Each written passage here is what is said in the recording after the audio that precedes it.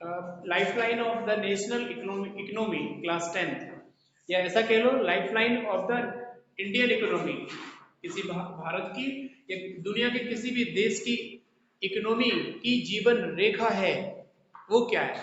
वो है transport. Transportation को लाइफलाइन कहा गया है। सबसे पहला ट्रांसपोर्टेशन में सबसे पहला क्या आता? रोडवेज। रोडवेज में सबसे पहला होता है क्वाड्रिलेटरल सुपर हाईवे। इस अब इकोनॉमी क्यों बोल दिया इसे, लाइफलाइन या इसे जीवन रेखाएं क्यों कह दिया? हमने कहा था एक बार कि आपके पास चाहे जितने रॉ मटेरियल्स रहें, you have all type of the raw material, you have all type of the natural resource, but you are unable to carry from here to there, unable to transport here to there। आप transportation नहीं कर सकते, किसी भी सामान को यहाँ से वहां नहीं ले जा सकते, तो आपका जो प्रोडक्ट है वो जीरो जीरो है ना। एक एग्जांपल है कि आप कहीं से चलकर आए, ट्रांसपोर्टेशन से आए, दूर दूर के बच्चे भी कनेक्ट होते हैं, तो transportation having a lead role in the national economy. किसी भी देश की इकोनॉमी में, किसी भी देश की अर्थव्यवस्था में वहां के ट्रांसपोर्टेशन का बहुत बहुत बड़ा रोल होता है। यह मेनी टाइप्स होते हैं। सबसे पहला होता है रोड बेस। रोड बेस में भी टाइप्स। फर्स्ट है आपका quadrilateral super highway. Quadrilateral super highway, the super highway connected metropolitan city, बड़ी बड़ी शहरों को जो जोड़ता है आपस में, वो कहते हैं क्वाड्रिलेटरल सुपर हाईवे। देखो क्वाड्रिलेटरल क्या कहते हैं इसको, क्योंकि क्वाड्रिलेटरल बनाता है, कई बार पता है ना। ईस्ट कॉरिडोर ये दिल्ली से शुरू होता, फिर आता है कहाँ, कलकत्ता, मद्रास, फिर आता है चेन्नई, ये है, फिर आता है मुंबई, और फिर जाता है फिर से दिल्ली। ये क्वाड्रिलेटरल तैयार कर लिया इसने। ये जब समझ में आ रही सबको? इधर आगे आ जाओ, आगे आ जाओ, सबसे आगे आ जाओ, डबल सीट बैठ जाओ, बैठ जाओ कहीं सेकंड सीट पे बैठ जाओ। क्या क्यों शर्मा रहे हो? ये वो कहेगा क्वाड्रिलेटरल कहाँ कहाँ से होकर जाता है? दिल्ली, कलकत्ता, चेन्नई, मुंबई, दिल्ली। इसीलिए इसको क्वाड्रिलेटरल सुपर हाईवे भी कहते हैं। There are two corridor over here. North से साउथ कॉरिडोर है पहला, और एक ईस्ट टू वेस्ट कॉरिडोर है। सिलचर से पोरबंदर, सिलचर, ये पोरबंदर, पोरबंदर, और ये है आपका श्रीनगर से कन्याकुमारी। देखिए श्रीनगर से कन्याकुमारी द फर्स्ट कॉरिडोर है ना। और इसके बाद जो सेकंड कॉरिडोर है आपका वो है, हाँ वो है क्या, सिलचर से पोरबंदर, सिलचर से पोरबंदर, यहाँ है श्रीनगर से कन्याकुमारी। ये आपके दो कॉरिडोर हैं भारत में। क्वेश्चन में आ भी सकता है how many corridor, quadrilateral super highway कहाँ कहाँ से जाता है, तो कहेंगे चार महानगरों को आपस में जोड़ता है, इसीलिए इसको quadrilateral super, golden quadrilateral super highway कहते हैं, है ना। स्वर्णिम चतुर्भुज योजना, है ना, ये स्वर्णिम चतुर्भुज योजना, गोल्डन क्वाड्रिलेटरल सुपर हाईवे, है ना। ये प्रोजेक्ट है, इसको जो है जो हमारा गोल्डन सुपर हाईवे जो है ये NHAI इसको वो करता है, हैंडल करता है, मेंटेन और handled by the national highway authority of India.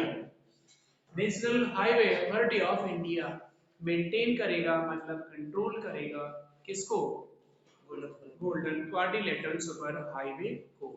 Second thing से यह हमारा जो हो गया, दूसरा हो गया national highway. National highway, national highway देखो ये जो है नेशनल हाईवे है, ये कहना चाहिए कि स्टेट कैपिटल को, स्टेट कैपिटल से जो किसी से जोड़ता है,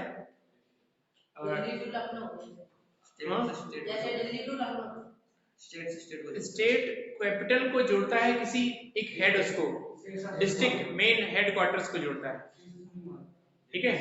तो ये देखिए एक Amritsar national highway number 1, national highway number 1 जो दिल्ली से अमृतसर को कनेक्ट करता है, ठीक है। यह है इसकी जो कनेक्टिंग कंट्रोलिंग पावर है goes to in a hand of the CPWP. This is Central Public Work Department, ठीक है। कहते हैं केंद्रीय लोक निर्माण विभाग, हिंदी में कहते हैं केंद्रीय लोक निर्माण विभाग इसे कंट्रोल करता है। दूसरा रोड की बता रहे हैं, ध्यान रखिएगा। पहला होगा golden quadrilateral super highway, maintained and laid down by the National Highway Authority of India. Second things, National Highway controlled by the CPWD, Central Public Work Department control करता है। दूसरी चीज हो गई स्टेट हाईवे, है ना। स्टेट हाईवे क्या होता है भाई, है ना। डिस्ट्रिक्ट हेडक्वार्टर से किसी कैपिटल, स्टेट की कैपिटल को डिस्ट्रिक्ट हेडक्वार्टर से कनेक्ट करता है। जस्ट लाइक लखनऊ से, और लखनऊ में स्टेट हाईवे ही है, नेशनल हाईवे नहीं है, कानपुर के बीच की सड़क है ना। तो ऐसा कह लीजिए कि देखो इनकी डेफिनेशन पूरा आइडिया रखना पड़ेगा, नहीं तो पूरा पूछ लेगा 5 आसान। स्टेट के बाद आ जाएगा आपका डिस्ट्रिक्ट, इसकी बनाने की जिम्मेदारी स्टेट हाईवे की होती है CWP, public work department, maintain and laid down by of the state highway of India. Bharat में स्टेट हाईवे बनाने की जिम्मेदारी सौंपी गई है इसको, PWD को। नेक्स्ट क्वेश्चन होगा अपन का district road. District road district headquarter से किसी टाउन को जोड़ देते हैं, डिस्ट्रिक्ट के अंदर डिस्ट्रिक्ट हेडक्वार्टर को टाउन से जोड़ देते हैं। डिस्ट्रिक्ट हेडक्वार्टर डिस्ट्रिक्ट रोड कहलाते हैं। इनकी बनाने की जिम्मेदारी होती है जिला परिषद की। जिला परिषद maintain and laid down this type of road, और यह कनेक्ट करते हैं अपने यहां से पहुंच गई headquarter of the district, connect करेंगे। सो ये उसका कैरेक्टरिस्टिक हो गया है रोड का, कि यहां से वहां कनेक्ट करेंगे। ये हो गया आपका डिस्ट्रिक्ट रोड। अब हो गया एक अदर रोड, पहले वो पढ़ लो, बॉर्डर रोड। बॉर्डर रोड सरहद पे होते हैं, इसको जो कंट्रोल करने की अथॉरिटी है वो है BRO, border road organisation. Who control the border road? Naren? Border road organization. Border road organization border road को बनवाता है, मेंटेन करता है, और पूरी पावर उसी के हाथ में होती है, BRO से, ठीक है। लास्ट है आपका अदर रोड। अदर रोड ये कह लीजिए मेन सड़क से किसी रूरल को मेन सड़क से जोड़ते हैं, रूरल गांव को, जैसे गांव को किसी रोड से जोड़ती है, जैसे ये वाली रोड गई है, वाली रोड गई है, किसी गांव को कनेक्ट करेंगे इसमें, वो रूरल। हाँ, इसमें दो प्रकार होते हैं, मेटलेड और अनमेटलेड, है ना। इसमें कच्चे पक्के जो मेटलेड रोड होते हैं वो ऑल वेदर रोड कहलाते हैं। हाँ, ऑल वेदर का मतलब होता है ऑल दी सीजन में आप उसे यूटिलाइज कर सकते हैं, और वेदर ये जो अनमेटल्ड होते हैं वो कच्चे होते हैं, वो रोडों को बरसात में हम unable to carry luggage and खुद नहीं चल सकते हो। नहीं, ये तो कागजों में सही है, बढ़िया है, वो है भैया। तो मेरी बात समझ गए? क्या हो गया? तो ये मेटलेड और अनमेटलेड रोड हो गए, there are two type of the road. तो लगभग मेरे ख्याल से अब कुछ नहीं बचा है, मतलब सीसी खड़ंजे से लेके आपको कच्चे रोड तक आपको बता दिया गया। तो ये है आपका रोडवेज, भारत का विशाल नेटवर्क जो आपकी सारी जरूरतें पूरी करता है। आपकी गाड़ियों को और सामान को आपके दरवाजे तक ले जाता है रोडवेज ऑफ इंडिया, है ना। भारत की सड़क परिवहन निगम पूरी तरीके से समर्पित है आपके लिए, और दरवाजे तक रोड बनवाने में हमारी सरकारें बिल्कुल आगे है ना, चाहे कुछ दे चाहे ना दे।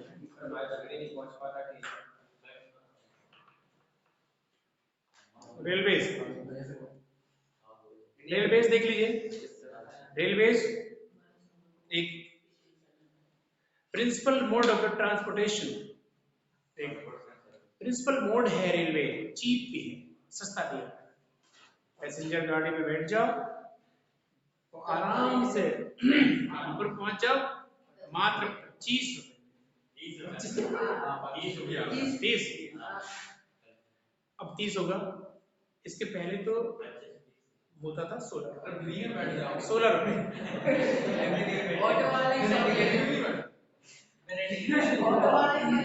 ये सुनिए, ये ट्रेन कम चलना, ट्रेनें बंद होना, फ्री में बैठने का तो परिणाम है। ये भारत सरकार की संपत्ति है, मतलब जनता की संपत्ति है, और इसको हमें सपोर्ट करना। कृपया टिकट लेके बैठे और तब फैन चलाएं तब जरूरत हो, सीट गंदी ना करें। मैनी टाइप द प्रिकॉशन है उसमें कि आप क्या करें क्या ना करें। आपकी गाड़ी है, ये आपकी ट्रेन, हाँ। रेल कहते नहीं, भारतीय रेल आपकी सेवा में अग्रसर, है ना।